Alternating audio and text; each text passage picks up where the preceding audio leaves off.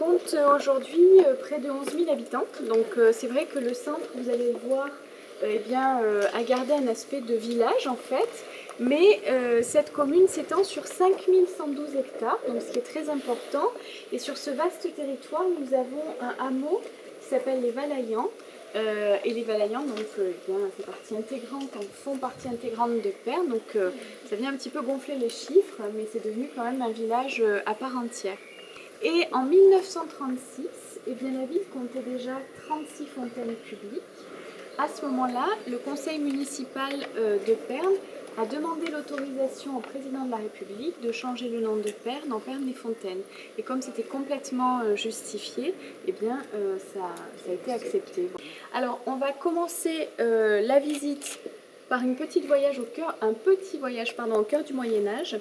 Je vous demanderai de faire bien attention parce que dans un premier temps, les escaliers sont en bon état, mais à partir du premier, on est vraiment sur des marches 12e, assez usées, pas toujours très bien éclairées, même si on a rajouté des spots, donc faites bien attention.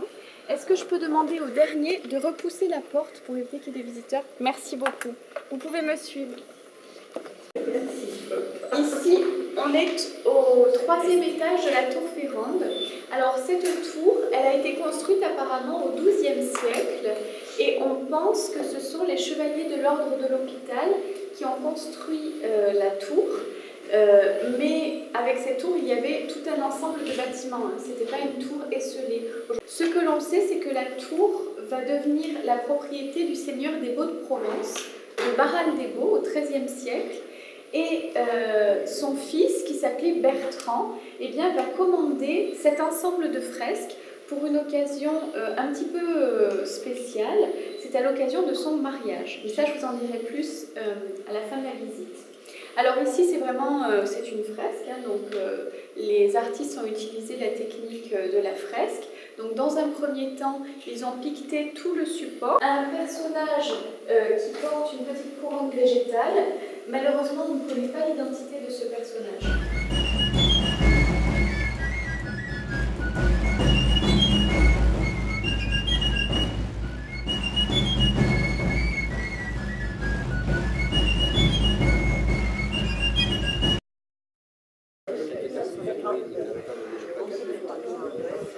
Du coup, comme on a surnommé la fontaine Fontaine du Gigot, c'est devenu son nom d'usage. Et au moment d'inscrire la fontaine aux monuments historiques, vous savez que les monuments prennent le nom d'usage, et du coup, c'est devenu la fontaine du Gigot. Donc là, pour le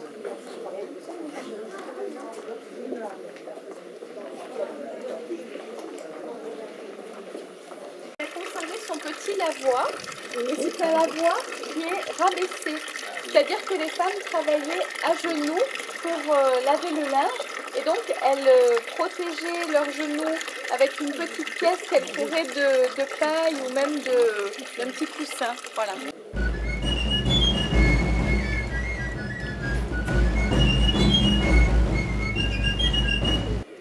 Je refais les portes. Alors ici, cette porte, elle est constituée au centre d'une tour carrée qui abritait la salle des gardes. Au moment de la Révolution, les révolutionnaires sont montés à la tour, ils ont retiré la girouette et ont remplacé la girouette par le drapeau tricolore. Et à ce moment-là, on a perdu le chat de Pernes. La plus célèbre de Pernes, parce que c'est la plus jolie, elle est très riche, elle a de nombreuses sculptures. Je vous le disais tout à l'heure, la plupart des fontaines datent du XVIIIe. Il faut savoir qu'à cette époque-là, la ville a connu des périodes de sécheresse et ils ont eu l'idée d'embaucher un sourcier. Ce sourcier a découvert une source très importante au nord-est de la ville, dans le quartier Saint-Barthélemy, tout près de la chapelle Saint-Roch. Et cette source, elle était tellement abondante qu'elle a pu alimenter presque tous les quartiers de la ville en eau. Et quand on a annoncé à la population qu'on avait découvert une source abondante, il y a eu une telle liesse dans la ville que pour marquer l'événement, la ville a construit quelques fontaines plus belles que les autres, les fontaines monumentales. Donc la fontaine du Gigot, elle en fait partie, et la fontaine du Cormoran également.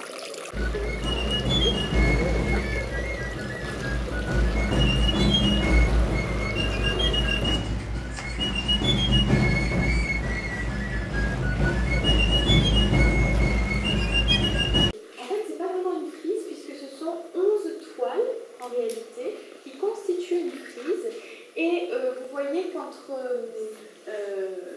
en fait, chaque toile, on a un trompe-l'œil, c'est-à-dire qu'on a un encadrement avec des statues antiques en fait, hein, qui sont des copies d'un ouvrage de François Perrier. Donc on pense que le peintre qui a représenté ces toiles s'est inspiré de cet ouvrage.